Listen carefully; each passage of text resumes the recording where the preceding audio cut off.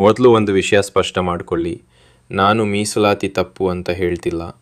ಮತ್ತು ನಮ್ಮಲ್ಲಿ ಎರಡು ಅಭಿಪ್ರಾಯಗಳಿವೆ. ಮೀಸಲಾತಿ ಇರುವವರು ನಮಗೆ ಮೀಸಲಾತಿಯಿಂದ ತುಂಬ ಉಪಯೋಗ ಆಗ್ತಿದೆ ಅಂತ ಹೇಳ್ತಾರೆ. ಮತ್ತು ಕೆಲವರು ನಮಗೆ ಮೀಸಲಾತಿ ಇಲ್ಲ, ಮೀಸಲಾತಿ ತಪ್ಪು, ಮೀಸಲಾತಿ ಯಾರಿಗೂ ಇರಬಾರ್ದು ಅಂತ ಹೇಳ್ತಾರೆ. ಆದರೆ ನನ್ನ ಅಭಿಪ್ರಾಯ ಬೇರೆ ಇದೆ ಕೇಳಿ. ಮೀಸಲಾತಿಯಿಂದ ಎಲ್ಲರ ಜೀವನ ಬದಲಾಗ್ತಾ ಇದೆಯಾ? ಕರ್ನಾಟಕದಲ್ಲಿ ಪ್ರತಿ ವರ್ಷ ಸುಮಾರು 7ರಿಂದ 8 ಲಕ್ಷ ವಿದ್ಯಾರ್ಥಿಗಳು ಡಿಗ್ರಿ ಮುಗಿಸಿ ಹೊರಬರ್ತಾರೆ. ಇದರಲ್ಲಿ 30% SC/ST ಆದರೂ ಸುಮಾರು 2.5 ಲಕ್ಷ ವಿದ್ಯಾರ್ಥಿಗಳು ಆಗುತ್ತಾರೆ. ಭಾರತದಲ್ಲಿ ಕೋಟ್ಯಾಂತರ ವಿದ್ಯಾರ್ಥಿಗಳು ಪ್ರತಿ ವರ್ಷ ಉದ್ಯೋಗಕ್ಕಾಗಿ ಹೊರಬರ್ತಾರೆ. ಆದರೆ ಸರ್ಕಾರಿ ಉದ್ಯೋಗಗಳು ಎಷ್ಟು ಗೊತ್ತಾ? ಕರ್ನಾಟಕದಲ್ಲಿ ಒಟ್ಟು ಸರ್ಕಾರಿ ನೌಕರರು ಸುಮಾರು 6ರಿಂದ 7 ಲಕ್ಷ ಮಾತ್ರ. ಕೇಂದ್ರ ಸರ್ಕಾರ ಸೇರಿಸಿದರೂ ದೇಶದಲ್ಲಿ ಒಟ್ಟು 60ರಿಂದ 70 ಲಕ್ಷ ಸರ್ಕಾರಿ ಉದ್ಯೋಗಗಳಷ್ಟೇ ಇವೆ. ಜನಸಂಖ್ಯೆ 140 ಕೋಟಿ, ಉದ್ಯೋಗಗಳು 60ರಿಂದ 70 ಲಕ್ಷ. ಹಾಗಿದ್ದರೆ ಎಲ್ಲರಿಗೂ ಹೇಗೆ ಸಿಗುತ್ತೆ? ಮೀಸಲಾತಿಯಿಂದ ಲಾಭ ಆಗೋವರು ಇದ್ದಾರೆ, ಖಂಡಿತ ಇದೆ. ಆದರೆ ಸಾವಿರಾರು ವಿದ್ಯಾರ್ಥಿಗಳಲ್ಲಿ ಕೆಲಸ ಸಿಗೋದು ಕೆಲವರಿಗೆ ಮಾತ್ರ. SC/ST ಜನರಿಗೆ ಮೀಸಲಾತಿಯಿಂದ ಆಗುತ್ತಿರುವ ಉಪಯೋಗ ಅತ್ಯಂತ ಕಡಿಮೆ. ಕೆಲ ಸಮಯದಲ್ಲಿ ಕೆಲವರಿಗೆ ಮಾತ್ರ ಈ ಉಪಯೋಗ ಸಿಗುತ್ತದೆ. ಈ ಚಿಕ್ಕ ಉಪಯೋಗಕ್ಕಾಗಿ ನಾವು ಭ್ರಷ್ಟರನ್ನು ಪ್ರಶ್ನಿಸುವುದರಲ್ಲಿ ಹಿಂದೆ ಬೀಳುತ್ತಿದ್ದೇವೆ. ಇದು SC/STಗಳ ಕತೆ ಮಾತ್ರ ಅಲ್ಲ, ಬೇರೆ ಜಾತಿಯ ಜನರು ಇದೇ ರೀತಿಯೇ ಇದ್ದಾರೆ.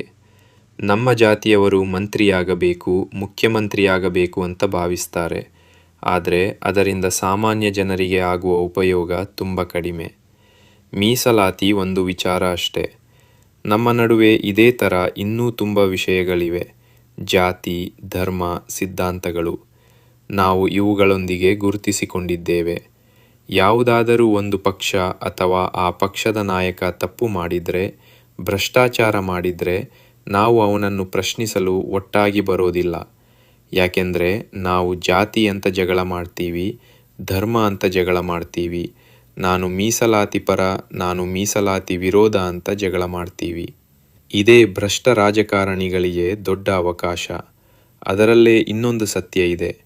BJP, ಕಾಂಗ್ರೆಸ್ ಎರಡೂ ಭ್ರಷ್ಟರೆಂದು ಗೊತ್ತಿದ್ದರೂ ಜನರು ಅವರಿಗೆ ವೋಟ್ ಹಾಕ್ತಾರೆ. ಯಾಕೆಂದರೆ ಜನರು ಪಕ್ಷಕ್ಕಿಂತ ಮೊದಲು ಜಾತಿ, ಧರ್ಮ, ಸಿದ್ಧಾಂತದ ಆಧಾರದ ಮೇಲೆ ನಿಂತಿದ್ದಾರೆ. ನಾವು ಯಾವಾಗ ಸಿದ್ಧಾಂತ, ಜಾತಿ, ವಿಭಿನ್ನ ಅಭಿಪ್ರಾಯಗಳನ್ನು ಸ್ವಲ್ಪ ದೂರ ಇಟ್ಟು ಭ್ರಷ್ಟರನ್ನು ಪ್ರಶ್ನಿಸ್ತೇವೋ ಮತ್ತು ಸರಿಯಾದವರನ್ನು ಆಯ್ಕೆ ಮಾಡುತ್ತೇವೋ ಆಗ ಪ್ರಾಮಾಣಿಕ ಸರ್ಕಾರ ಬರುತ್ತದೆ. ಆಗ ಎಲ್ಲರಿಗೂ ಉಪಯೋಗವಾಗ್ತದೆ. ದಲಿತರಿಗೆ, SC/ST ಸಮುದಾಯಗಳಿಗೆ ಮೀಸಲಾತಿಯ ಜೊತೆಗೆ ಒಳ್ಳೆಯ ಶಿಕ್ಷಣ, ಒಳ್ಳೆಯ ಆಸ್ಪತ್ರೆಗಳು,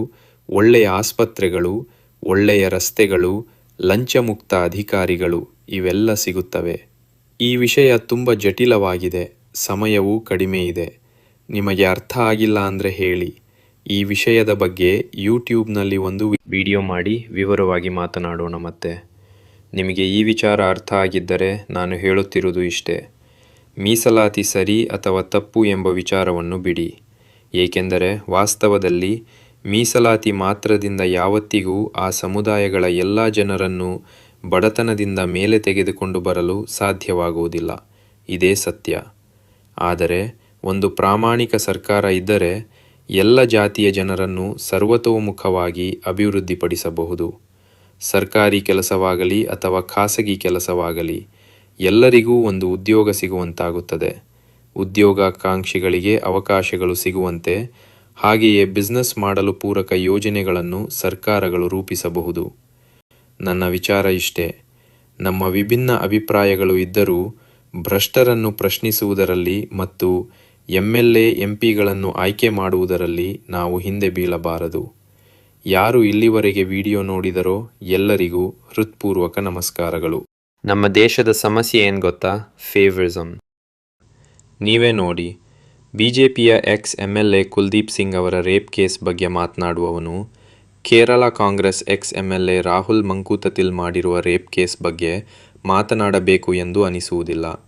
ಹಾಗೆಯೇ ಕಾಂಗ್ರೆಸ್ MLA ರಮೇಶ್ ಕುಮಾರ್ ಅವರು ನಮ್ಮ ಕರ್ನಾಟಕದ ವಿಧಾನಸೌಧದಲ್ಲಿ ನಿಂತು ವೆನ್ ರೇಪ್ ಇಸ್ ಹ್ಯಾಪನಿಂಗ್, ಲೈ ಡೌನ್ ಆ್ಯಂಡ್ ಎಂಜಾಯ್ ಇಟ್ ಎಂದು ಹೇಳಿದಾಗ ಕಾಂಗ್ರೆಸ್ MLA ಅವರನ್ನು ವಿರೋಧಿಸಿದವನು ಆ ಹೇಳಿಕೆಯನ್ನು ಕೇಳಿಸಿಕೊಂಡು ನಗುತ್ತಿದ್ದ ಬಿಜೆಪಿಯ ಸ್ಪೀಕರ್ ಬಗ್ಗೆ ಮಾತಾಡುವುದಿಲ್ಲ.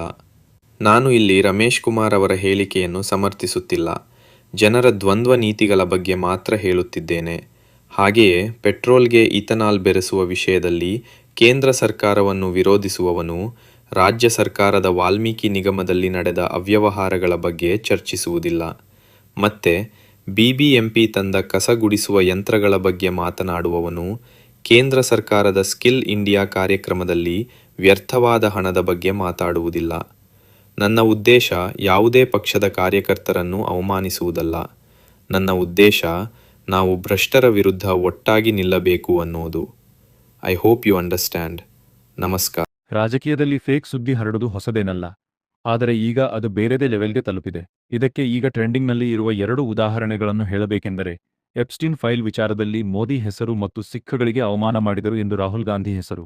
ಮೊದಲನೆಯದಾಗಿ ನೋಡಿದರೆ, ಜೆಫ್ರಿ ಎಪ್ಸ್ಟೀನ್ ಐಲ್ಯಾಂಡ್ಸ್ನಲ್ಲಿ ಮೋದಿ ಹೋಗಿ ಏನೋ ತಪ್ಪು ಮಾಡಿದ್ದಾರೆ ಎಂಬಂತೆ ಕಾಂಗ್ರೆಸ್ ಬಿಂಬಿಸುತ್ತಿದೆ. ಆದರೆ ಜೆಫ್ರಿ ಎಪ್ಸ್ಟೀನ್ ತನ್ನ ಕೆಲವು ಇಮೇಲ್ ಸಂಭಾಷಣೆಗಳಲ್ಲಿ ಮೋದಿ ಹೆಸರನ್ನು ಉಲ್ಲೇಖಿಸಿದ್ದಾನೆ ಅಷ್ಟೇ. ಅವರು ತಪ್ಪು ಮಾಡಿದ್ದಾರೆ ಎಂಬುದಕ್ಕೆ ಯಾವುದೇ ಸಾಕ್ಷಿಗಳಿಲ್ಲ. ಇದೇ ರೀತಿಯಾಗಿ ಆತ ರಾಹುಲ್ ಗಾಂಧಿ ಹೆಸರನ್ನು ಬಳಸಿದ್ದಾನೆ.